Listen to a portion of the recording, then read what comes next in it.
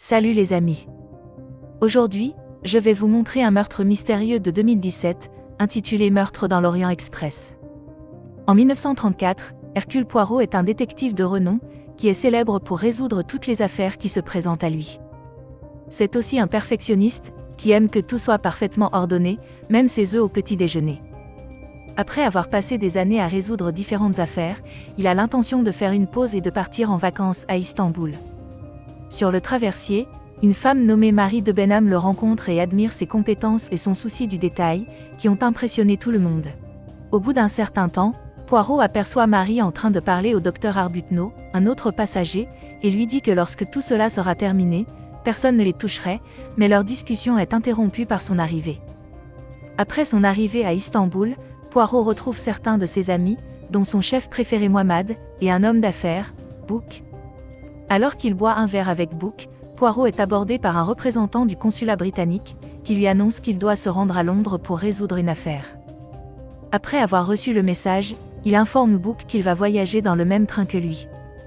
Poirot est informé de ses dispositions de voyage, tandis que quelques autres passagers, dont la princesse Dragomirov, un homme d'affaires M. Ratchet et ses serviteurs M. Masterman et M. McQueen. Alors que le train quitte Istanbul, M. Ratchet reçoit une lettre de menace de la part de quelqu'un, et interroge McQueen à ce sujet, mais ce dernier n'a aucune idée de qui peut lui envoyer cette lettre. Il essaie ensuite de parler à Madame Hubbard, mais celle-ci ne l'apprécie pas du tout. Poirot les entend se disputer et en demande la raison, mais Madame Hubbard le satisfait, en lui disant que rien ne s'est passé. Le lendemain, Poirot rejoint Book pour le déjeuner, qui lui parle des différents passagers à bord. Après que tous les passagers ont quitté la salle à manger, M. Ratchet s'approche de Poirot et l'invite à le rejoindre pour le dessert. Alors qu'il accepte l'invitation, Ratchet lui parle de sa nouvelle activité de vente d'antiquités et lui dit qu'il s'est fait quelques ennemis qui le menacent. Il lui raconte qu'il a vendu des tapis à Milan, mais que les acheteurs n'étaient pas satisfaits de la qualité et qu'ils lui réclament maintenant leur argent. Il demande à Poirot de surveiller ses arrières pour lui, et de lui verser une énorme somme d'argent en retour, mais il décline l'offre. Après avoir constaté son manque d'intérêt, Ratchet tente également de le menacer avec le pistolet, mais il n'a pas peur du tout et dit qu'il vend des objets contrefaits et qu'il en mérite les conséquences.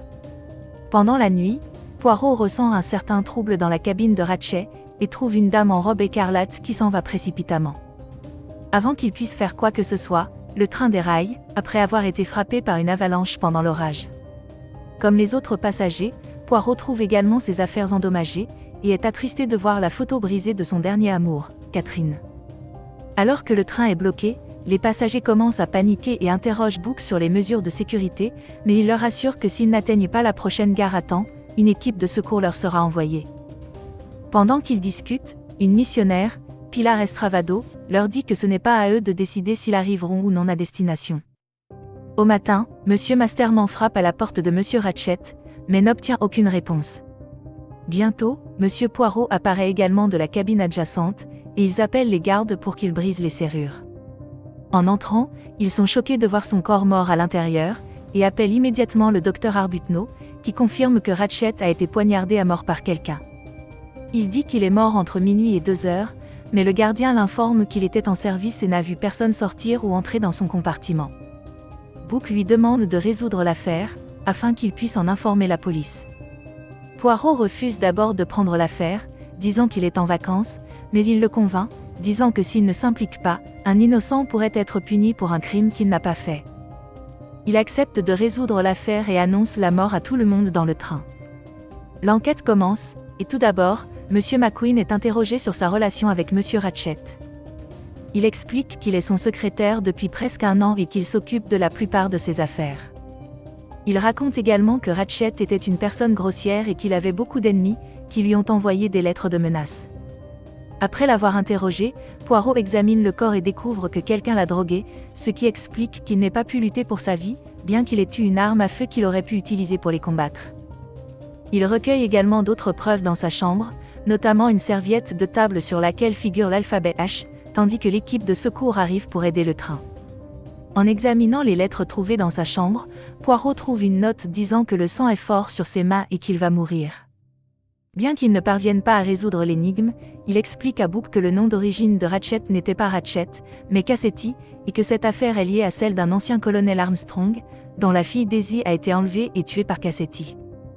La nouvelle a été un choc pour sa femme enceinte, Sonia, qui a perdu la vie avec le bébé. Armstrong lui écrit une lettre pour lui demander son aide, mais il est trop tard, car il est retrouvé mort, blessé par balle. Poirot pense que la lettre fait allusion au sang de Daisy Armstrong, qui se trouvait sur les mains de Cassetti. En interrogeant à nouveau Madame Hubbard, il lui demande si elle était au courant de l'affaire Daisy Armstrong, et elle reconnaît en avoir entendu parler, car c'était une affaire assez célèbre. Elle lui remet un bouton, disant que l'inconnu qui est entré dans sa chambre l'a laissé tomber, et Poirot le reconnaît à l'uniforme d'un agent de sécurité. Poirot poursuit son enquête en interrogeant Monsieur Masterman, Pilar Estravado, Hardman, le professeur d'ingénierie, et Monsieur Marquet, un concessionnaire automobile italien, mais ne trouve aucun indice. Il appelle Marie et lui pose des questions sur Cassetti, mais elle ne le connaît pas beaucoup. Poirot l'interroge sur sa relation avec le docteur Arbuthnot, car il les a entendus parler sur le bateau, mais elle ne lui répond pas. Il interroge la princesse Dragomirov et lui pose des questions sur l'affaire Armstrong. Elle répond qu'elle était une admiratrice de la mère de Sonia Armstrong, Linda Arden, qui était une actrice prolifique. Elle révèle également que Daisy était sa filleule. Il lui dit que c'est Cassetti qui a tué Daisy, mais elle répond que cela peut être une coïncidence. Poirot ne la croit pas, mais sans rien dire, demande la permission de parler à son assistante, qui lui dit qu'elle a vu un conducteur la nuit dernière, mais que ce n'était pas Michel, celui qui a été nommé dans leur cabine. Après avoir écouté cela, il l'emmène avec Book pour trouver l'uniforme du garde, qui pourrait être caché quelque part dans la cabine, mais il le trouve dans ses propres bagages. En discutant de l'affaire avec Book, il apprend que les détails du compte de Cassetti sont manquants.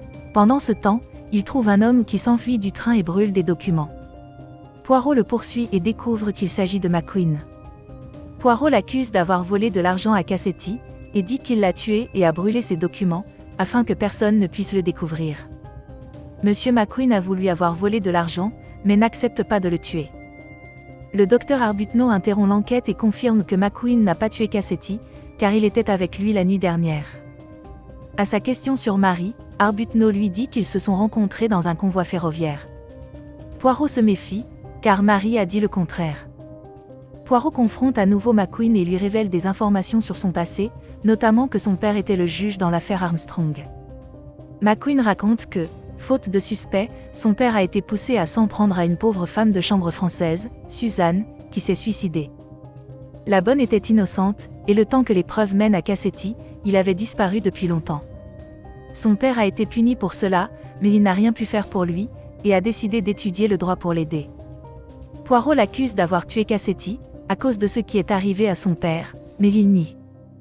Alors que Poirot enquête sur lui, il entend quelqu'un crier et découvre que quelqu'un a poignardé Madame Hubbard dans le dos. Le docteur la sauve, mais Poirot dit que le tueur essayait de se débarrasser de l'arme du crime, et qu'ils ne trouveront pas d'empreinte digitale.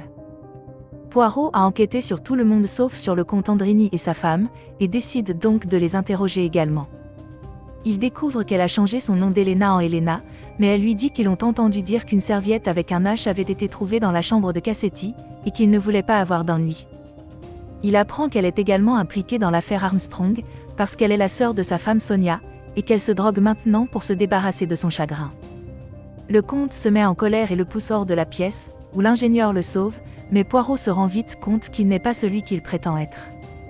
En le confrontant, il accepte qu'il est un détective engagé par Cassetti, pour surveiller ses arrières pendant le voyage. Après n'avoir rien trouvé d'autre, Poirot lui demande de partir et de laisser l'arme.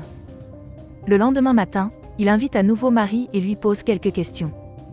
Il l'accuse d'avoir tué Cassetti, car elle était la gouvernante de Daisy. Il dit qu'elle a tué Cassetti et qu'elle a ensuite appelé Elena pour qu'elle soit témoin du meurtre, car elle pensait que cela l'aiderait à surmonter son chagrin et qu'elle pourrait récupérer son amie. Alors qu'il enquête sur elle, le docteur Arbuthnot lui tire dessus et avoue avoir tué Cassetti.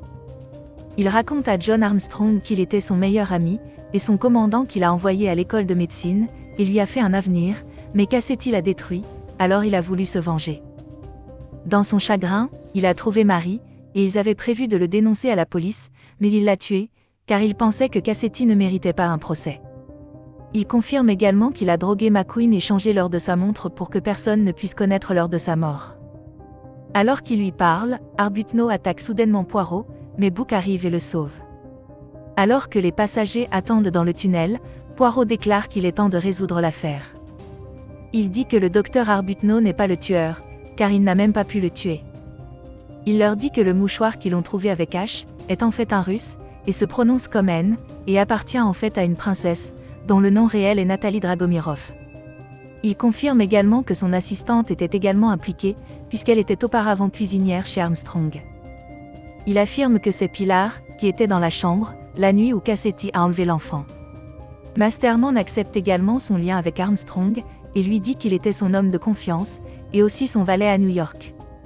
Il découvre également que l'ingénieur est tombé amoureux de la femme de chambre qui a été faussement accusée dans l'affaire Armstrong. Poirot découvre que le conducteur Michel était le frère de la femme de chambre Suzanne, et que Madame Hubbard est en fait Linda Ardan, qui a changé d'apparence pour faciliter le meurtre. Il découvre que toutes les personnes présentes dans la cabane étaient liées à la famille Armstrong d'une manière ou d'une autre, et qu'elles ont toutes été affectées par le meurtre de Daisy. Il révèle finalement qu'ils l'ont fait ensemble. Madame Hubbard reconnaît que c'était son plan et qu'elle les a recrutés pour l'aider. Ils ont tué Cassetti ensemble, et ont fait disparaître les preuves, mais elle lui demande de dire à la police qu'elle l'a tué seule. Elle dit que ce sont des gens bien, et qu'ils méritent tous une seconde chance. Poirot ne peut pas décider qui blâmer dans cette affaire, et ne peut pas non plus mentir sur ses véritables découvertes, il leur demande donc de le tuer à sa place. Madame Hubbard prend l'arme et se tire dessus à la place, mais constate que l'arme est vide. À la fin, il leur dit qu'il a informé la police qu'un tueur inconnu a tué Cassetti, et qu'ils sont libres de partir. Il descend du train, où l'officier demande de ses nouvelles, et dit qu'il doit se rendre en Égypte, car il y a eu un meurtre le long du Nil. Il accepte de partir avec lui, et le train part avec tous les autres passagers. La fin. Merci d'avoir regardé. Abonnez-vous si vous voulez voir plus de vidéos comme celle-ci.